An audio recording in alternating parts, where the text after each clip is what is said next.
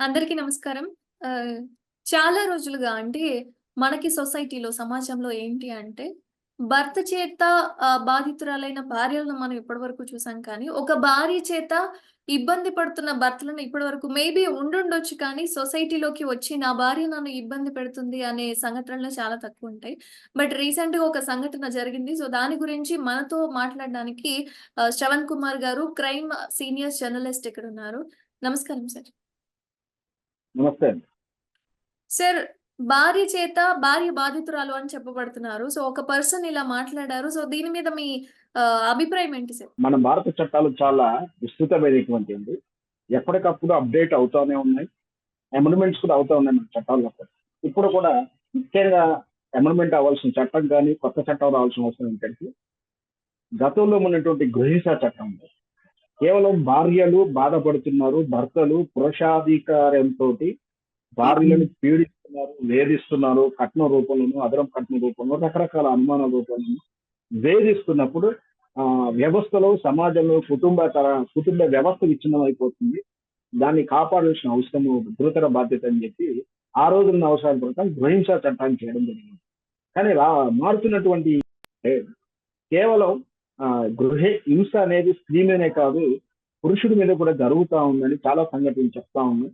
నేనేటి హైదరాబాద్ గాంధీనగర్‌లో జరిగిన సంఘటన చూసి, గతంలో చాలా వార్తలు విన్నా.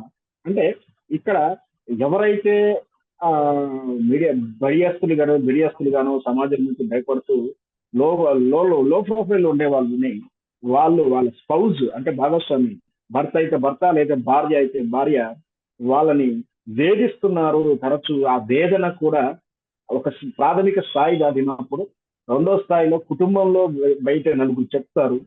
ఆ స్థాయి జరిగినప్పుడు పెద్ద మనుషులు, వ్యక్తులు ముగ్గురు, నలుగురు కలిసి పెద్ద మనుషుల తరహాని సెటిల్ చేసుకోవడానికి, నచ్చజెప్పడానికి వస్తుంది. ఆ మూడో స్టేజ్ దాటినప్పటికే ఫోర్త్ స్టేజ్‌లో పోలీస్ స్టేషన్‌కి వెళ్ళడం గాని, బహిర్గతం అవ్వడం గాని, సమాజంలో బయటపడడం జరుగుతుంది. అప్పుడు గాని వెలుగులోకి రావట్లేదు.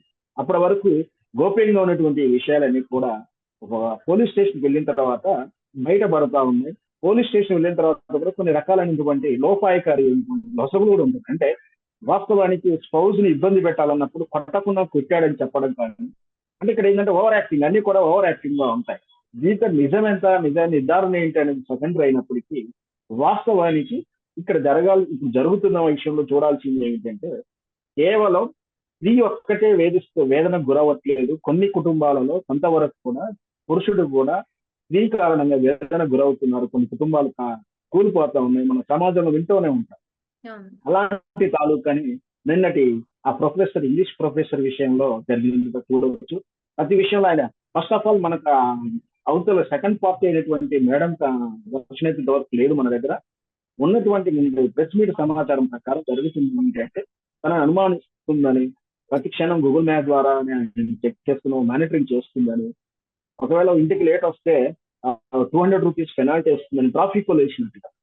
ట్రాఫిక్ కూడా మనకు ఫస్ట్ ట్రాఫిక్ రూల్స్ 200 వేస్తారు. సెకండ్ ట్రాఫిక్ రూల్ ఏంటంటే అప్పుడు 450 పడుతుంది. అంటే డబుల్ కొంచెం ఇంక్రీజ్ అవుతా ఉంటుంది. ఆ విధంగానే ఆమె కూడా పెనాల్టీస్ వేసేదని 1 అవర్ లేట్ వస్తే ఇంత 2 అవర్స్ లేట్ వస్తే ఇంత పెనాల్టీ వస్తుందని. ఇది వినడానికి చాలా విచిత్రంగానే ఉంది.